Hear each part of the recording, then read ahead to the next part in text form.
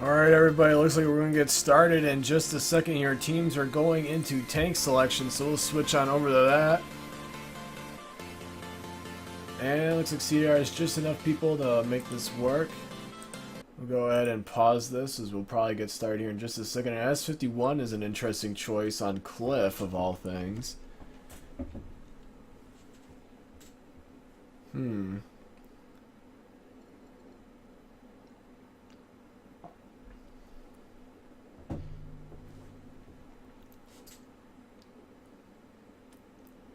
We'll go into more details on it when we load in here. Alright, so a snake bite. Motherland IS-3's Tiger 2, 5100 and a 110 over on CDR side. Whereas in the meantime, an S51, like we said, Bulldog lightweight, IS-3's T32 and a 5100. So definitely not very much the standard lineup.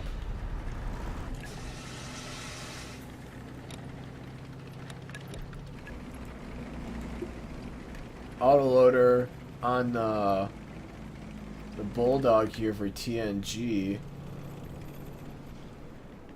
Now the S51 has never really much like Russian arties too much myself. I never really think that they can't. Their side to side gun traverse isn't really too much, and in a map like Cliff, I don't know. I'm really not sure. I don't want to talk out of line about it when I really don't know it that well.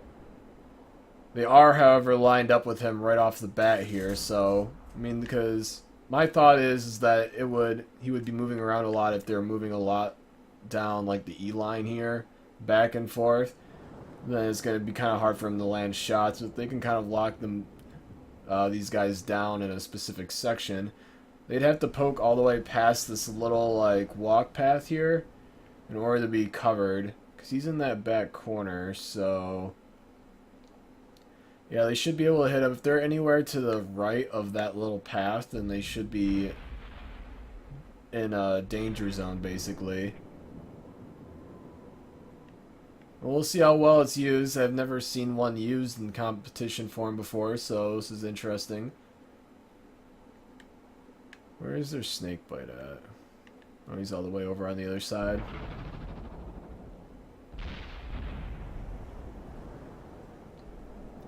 Snakebite's an interesting choice. It is a very, very fast prem tank. So it would be a great scout for informational purposes, and it's also a good flank tank. But this is a lot of armor with the IS-3s and the T32, and I don't really remember what the pen is on the snakebite, but if he's spamming APCR, he should be okay. Possibly. Fabio is going to get in trouble here as the T32 is going to roll around the corner. Holly Springs needs to be a little bit careful though, because he's going to eat some alpha. It looks like he's just going to sacrifice the shot. Eats a little bit, probably more than he's bargained for though. Did he get tracked? He's still in the danger zone here. Fabio's going to be able to kill him. Does put a ton of damage into Fabio though. The T32 just overextends for one shot. He should be able to take him out. He tries, he low rolls, doesn't quite get there. But Sergeant Cruz over on the hill is able to take him out. And it looks like somebody else went down at the same time. It was the 110 somewhere else.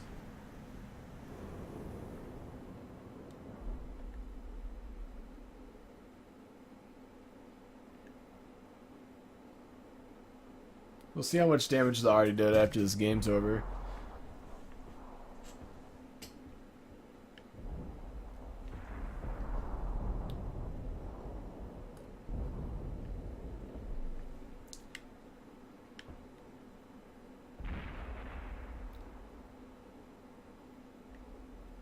This should be okay. If they play this right, they don't have to lose extra tanks. It looks like the Bulldog's going to roll in. He's got the autoloader right. Went a little bit too far, so... Oh, he does have enough depression. Look at that. Okay, never mind. Ignore me. They take down Philo, and the Tiger 2 will quickly follow, and it's just the IS-3 who was going for the flank. And he could get turned on pretty fast, too. These guys are all pretty low, so he's probably going to go take down Hunt Chops real fast. I hope he bounces. Just haul down enough. He has full health, but he should be okay. Not sure where. I think that was probably the Artie shot there. Might have combo rolled. I didn't see where the tracers came from. Cruz is going to get behind. And that is going to be GG's for this first match. Going over the TNG. GG's to them. For those of you that don't know, I believe the majority of the TNG roster is comprised of V members that kind of recreated the TNG clan. I believe that's why the dash is there.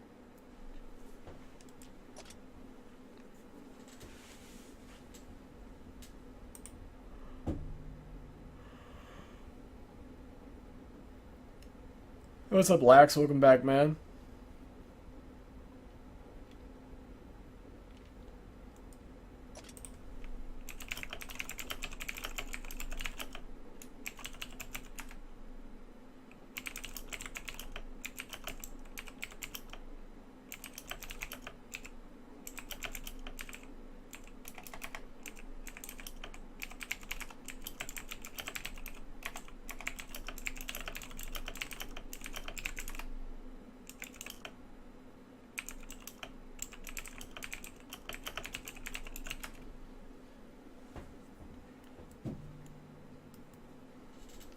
Thank you, TNG, for my lobby's still bugged, and I don't really want to risk the chance of the party thing not working, so I'm just going to do...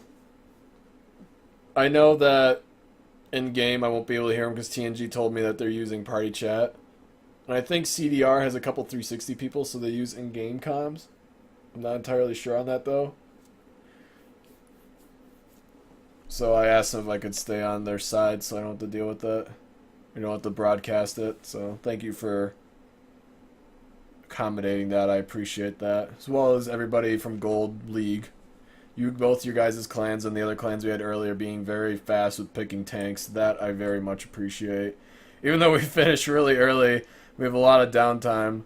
I still really appreciate that. During the actual series, we don't have like any downtime. That's fabulous. That is fabulous. Fabulosos. Whatever.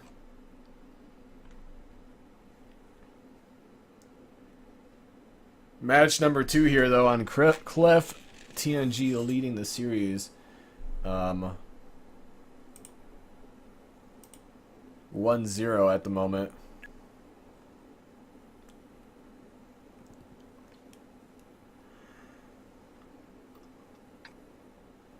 Wow, TNG going a lot more maneuverable this time around. Ditching the Artie, switching it out for an LTTB. Bringing the lightweights, the RU. And the lightweights last time. 5100 still there. That is going to get so damn annoying. T-37 over on CDR side. With 2 Cherokees. Oh, that is an interesting comp. We'll see how well it works for them, though.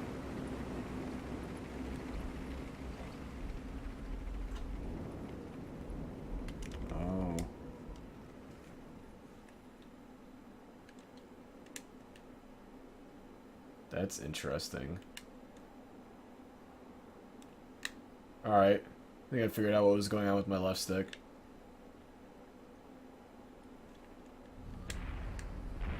Yep, that was it. Okay. We good?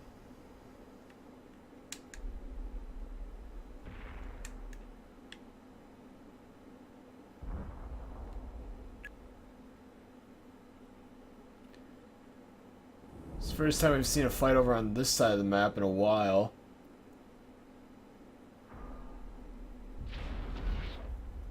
This Tiger's gonna eat so much damage before he reaches the corner there. Man, that is a lot of poke damage going on.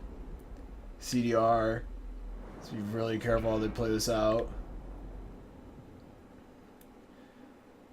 Just the straight speed of TNG is able to get them in a good position to do some flank shots as they try getting around this bend over on the 8 line. Made CDR lose a lot more HP than they should have at the normal start of this match, what would have been this match. RU, I don't think, can really put any shots down there. if he can, props to him, because I don't think that thing's got that much depression.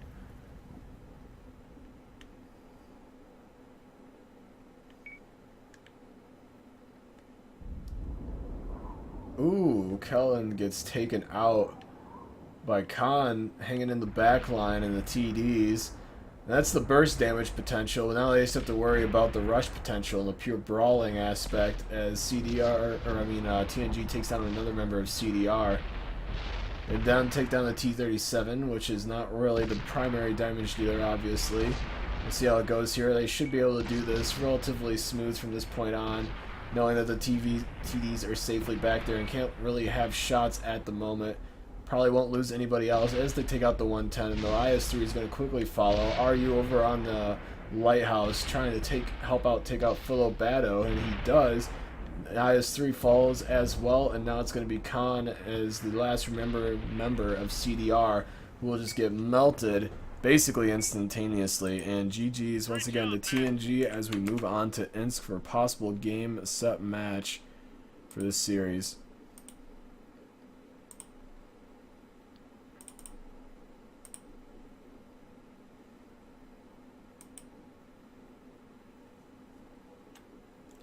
GG's.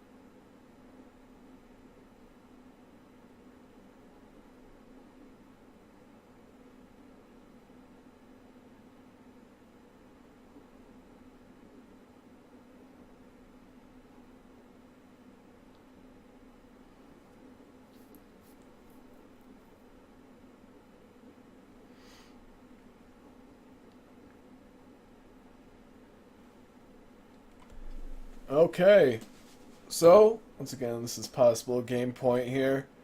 Let's see how the meta for this series has been different than what we've normally seen on these maps in the past. Cliff has been reintroduced, so kind of expected the metas to kind of be swinging a little bit there, but for the most part, then the first two series we saw pretty much followed what I would expect generally from that map. These last two games were kind of a little bit more abstract in terms of the tank comps. That could have also been going along with us lowering the max of one tank rule. It was 3 last season and it was 2 this season, so just for tank availability for what a player has, that could have changed it a little bit as well. KV4. KV4s we don't normally see at all.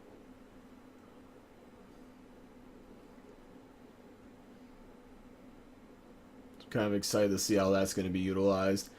This INSC has been a big map in this tournament since basically the conception. So the meta I expect to pretty much be staying the same for the most part. First season and second season we saw basically everyone would go up the west side of the map and go to their respective blocks in the city and then duke it out from there. Last season, the meta was more going to the east side of the train tracks and kind of doing pushes down in between the train lines to get into the enemy base without losing any damage, assuming that they didn't just park right in front of you and then you'd be in a little bit of trouble being caught in the corridor, or just going and using the buildings as cover on the right side of the map as you pushed up. And that was kind of a lot of what we saw last season. This season, we'll see how it plays out. So far, we've kind of seen a little bit of both.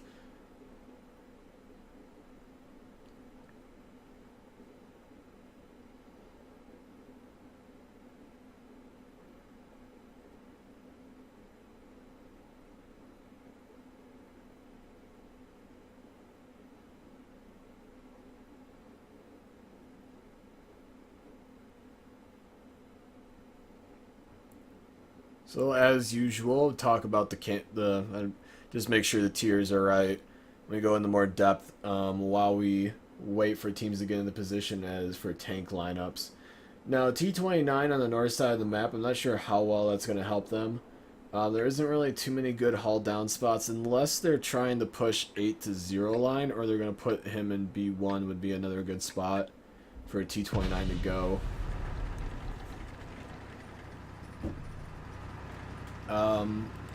T32, kind of the same deal. We've talked about that before.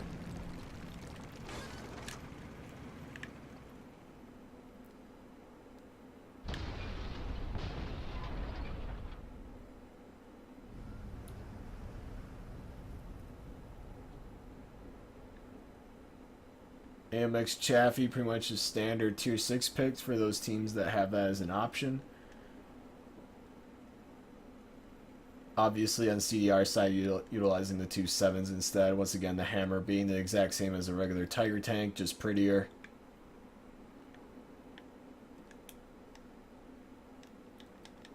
Huh.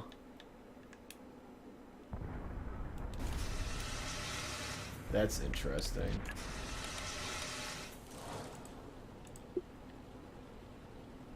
It kind of looks cool with the red camo. I was wondering what it would look like with... I think it would look better in blue, though. IMO. Anyway, enough about that. We're going to have action pretty soon. TNG doing the standard meta from last season. CDR doing the standard meta from season 1 and 2.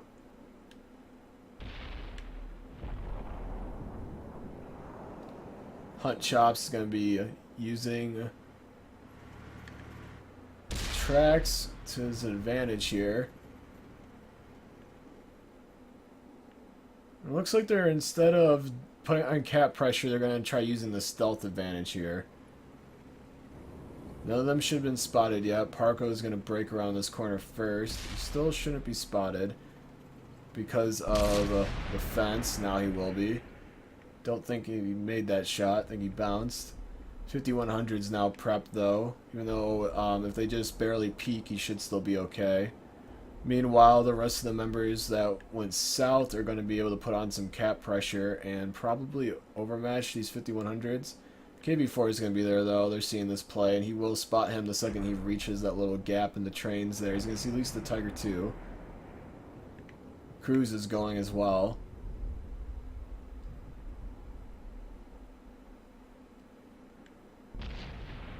Now, since those guys are lit here, what CDR should do is push that 5100 and the hammer to help support this T29, like poke in like right here so they can get some flank shots on these IS-3s. He's going to be able to now. If you can track Parko, that'd be good. He wasn't able to.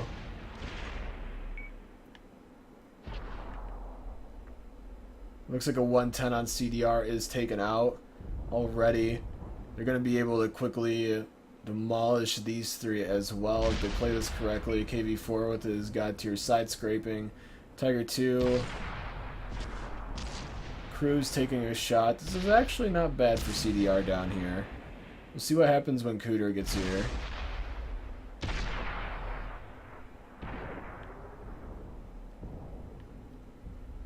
It looks like the AMX Chaffee is able to take out that Tiger 2.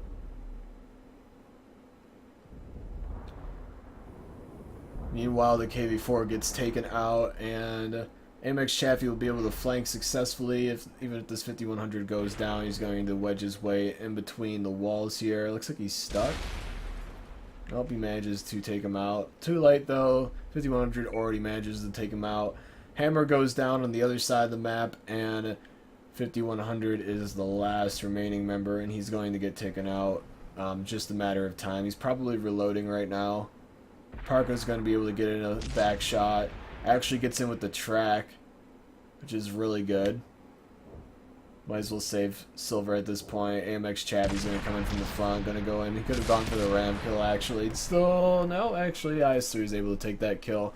As TNG takes the final match of the series. So GG's to them. GG's to all the teams that I've streamed so far today.